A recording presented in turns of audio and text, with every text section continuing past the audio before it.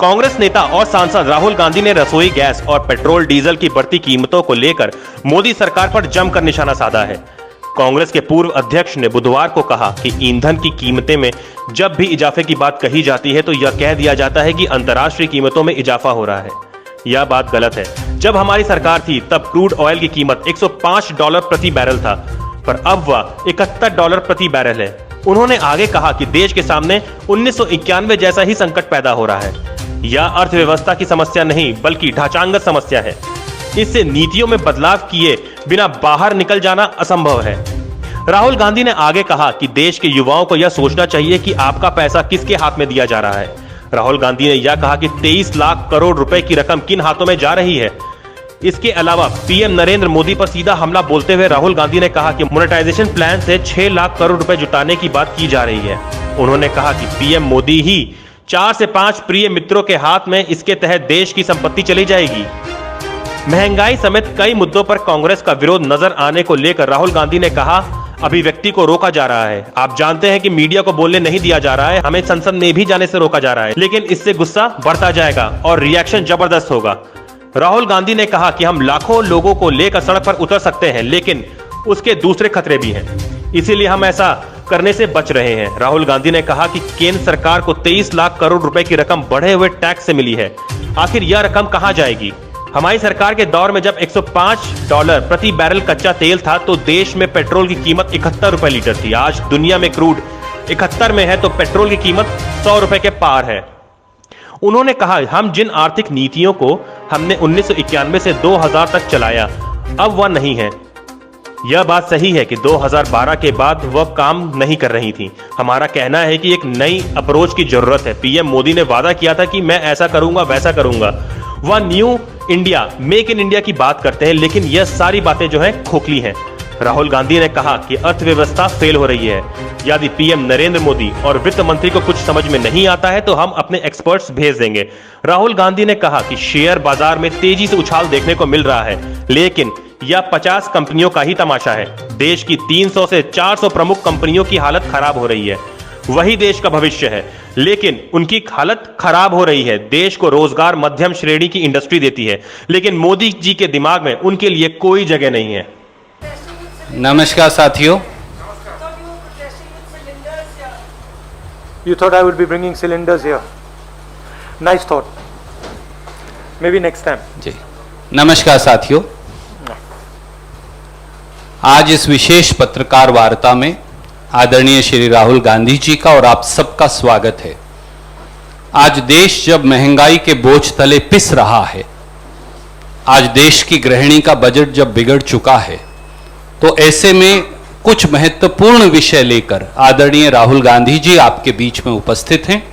मैं उन्हें आग्रह करूंगा कि वो सीधे आपसे अपनी बात कहेंगे। आदरणीय Rahul ji. Namaskar. Thank you for coming here today.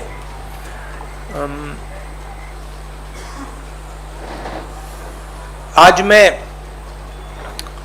Price rise की, पेट्रोल, डीजल और गैस की कीमत के बारे में आपसे, देश की जनता से बात करना चाहता हूं। डीजल, पेट्रोल, ये तकरीबन इकोनॉमी के हर भाग में कहीं ना कहीं इनपुट होता है इसका। तो जब डीजल और पेट्रोल के दाम बढ़ते हैं, एक तो डायरेक्ट चोट लगती है और एक इनडायरेक्ट चोट लगती है। डायरेक्ट चोट लगती है जो गाड़ी में, स्कूटर में, ट्रक में डीजल पेट्रोल डालता है, उसको डायरेक्ट जेब में चोट लगती है। और इनडायरेक्ट जो लगती है, जब डीजल का, पेट्रोल का दाम बढ़ता है तो ट्रांसपोर्ट कॉस्ट बढ़ती हैं। ट्रांसपोर्ट कॉस्ट बढ़ती हैं तो सब चीज के दाम बढ़ते हैं। और पिछले 7 साल से हमने एक नया आर्थिक पैराडाइम देखा है। एक तरफ डीमोनेटाइजेशन, दूसरी तरफ मोनेटाइजेशन। ये एक तरफ डिमोनेटाइजेशन, दूसरी तरफ मोनेटाइजेशन। और फाइनेंस मिनिस्टर ने कहा, मोदी जी ने पहले कहा था मैं डिमोनेटाइजेशन कर रहा हूं, और फाइनेंस मिनिस्टर कहती रहती है मैं मोनेटाइजेशन कर रहा हूं। तो जनता ये पूछ रही है कि मोनेटाइजेशन किसका, डिमोनेटाइजेशन किसका? क्योंकि मोनेटाइजेशन हो रहा है तो किसी का तो हो रहा होगा, और डिमोनेटाइजेशन हो रहा है तो किसी का हो रहा होगा। तो मैंने आपके लिए, मोदी जी के लिए बहुत अच्छी तरह लिखा है, देखिए। डिमोनेटाइजेशन किसका हो रहा है? किसानों का हो रहा है, मजदूरों का हो रहा है, जो छोटे दुकानदार हैं, मिडिल साइज बिजनेस वाले हैं, स्मॉल बिजनेस वाले हैं, उनका हो रहा है, एमएसएमईज का हो रहा है, सैलरीड क्लास, सरकार के जो एम्प्लॉइज हैं उनका हो रहा है, और जो ईमानदार इंडस्ट्रियलिस्ट हैं उनका हो रहा है। अब मोनेटाइजेशन किसका हो रहा है? 4-5 नरेंद्र मोदी जी के जो मित्र हैं, उनको आप 4-5 कह दीजिए, उनको आप हम दो हमारे दो कह दीजिए, जो आप कहना चाहते हैं कह दीजिए। तो ये इकोनॉमिक ट्रांसफर हो रहा है। और बड़ी इंटरेस्टिंग बात निकली है, मैं सोच रहा था, मोदी जी कहते रहते हैं कि जीडीपी बढ़ रही है, फाइनेंस मिनिस्टर कहती है कि देखिए जीडीपी का प्रोजेक्शन ऊपर की ओर है। मैं समझ नहीं रहा हूं भाई, जीडीपी एक तरफ दौड़ रही है और फाइनेंस मिनिस्टर, प्रधानमंत्री कहते हैं जीडीपी बढ़ रही है। फिर बात मुझे समझ आई, जीडीपी का मतलब क्या? गैस, डीजल, पेट्रोल, इनका यह कंफ्यूजन है। और मैं अब आपको गैस, डीजल, पेट्रोल के दाम और जीडीपी किस प्रकार से बढ़ रही है वो तो आज थोड़ा डायरेक्ट बताना चाहता हूं। 2014 में नरेंद्र मोदी जी ने कहा था कि डीजल, पेट्रोल के दाम बढ़ते जा रहे हैं, याद है आपको? 2014 में 410 रुपीज सिलेंडर की प्राइस थी जब हमने, यूपीए ने ऑफिस छोड़ा। आज 885 रुपीज सिलेंडर की प्राइस है, 116% इंक्रीज। पेट्रोल की प्राइस 71.5 रुपीज 2014 में, आज 101 रुपया, 42% price increase. 57 rupees diesel, 88 rupees आज, 55%, 55% इंक्रीज। अब मजेदार बात यह है कि कोई आर्ग्यूमेंट कर सकता है कि देखिए ये तो इंटरनेशनल रेट बढ़ा है,